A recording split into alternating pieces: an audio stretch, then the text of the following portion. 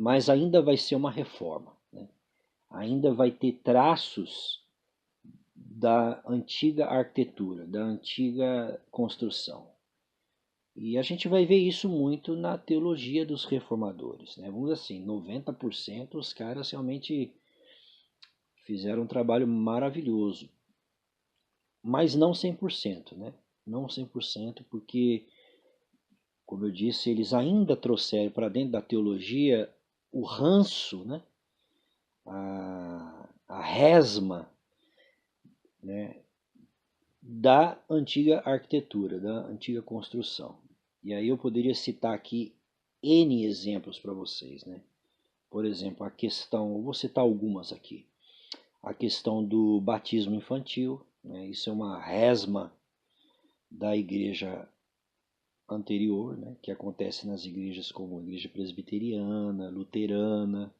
São igrejas reformadas, mas que trazem como resma, como ranço da antiga arquitetura, né? A questão do batismo infantil, né? O batismo infanto, a questão da interpretação da ceia, né?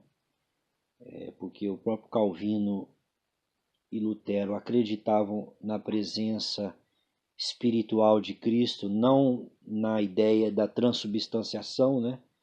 Que era a conversão dos elementos no corpo literal de Cristo, que é o que a Igreja Católica prega até hoje, mas o que Lutero fez, né?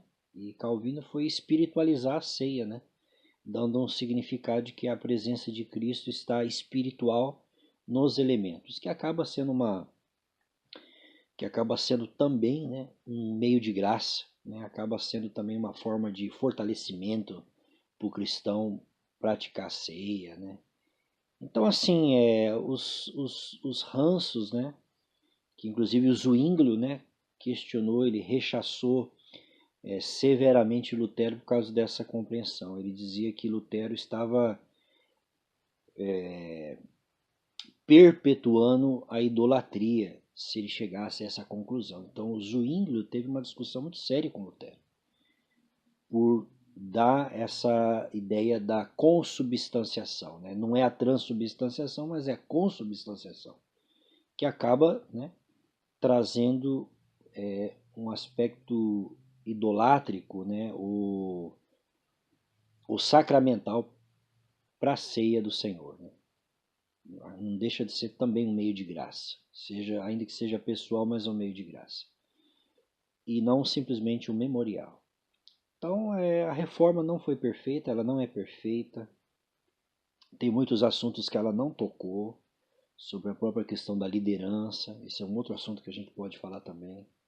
Então, em linhas gerais, a gente ainda está se reformando, a gente ainda está tendo a necessidade de caminhar mais profundo no texto bíblico, ao ponto da gente se desvencilhar desses ranços de um prédio que ainda, mesmo sob nova direção, né, não mais pertencendo à Igreja Católica, mas que ainda precisa muitos aspectos serem revistos à luz das Escrituras, tá bom?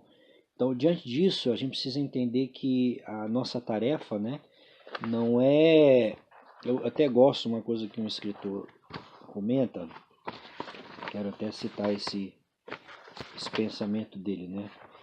Exatamente, ele diz que a gente tem que fazer com que a Bíblia venha moldar a nossa teologia e a nossa compreensão, e não nós irmos ao texto sagrado com a nossa teologia ou com os nossos pressupostos, fazendo com que a Bíblia venha validar o que nós acreditamos. Mas essa é a tarefa do teólogo, essa é a tarefa daquele que estuda a Escritura, né? É trazer os seus pontos de vista, trazer a sua visão, que seja para as Escrituras, e permitir que as Escrituras, então, interpretem o significado das coisas, né? E não o contrário. Do contrário, você não vai estar fazendo uma exegese, mas uma exegese. Você vai estar impondo a sua visão sobre o texto sagrado, tá bom? Então, que a gente continue reformando as coisas e que a gente continue estudando a palavra do Senhor,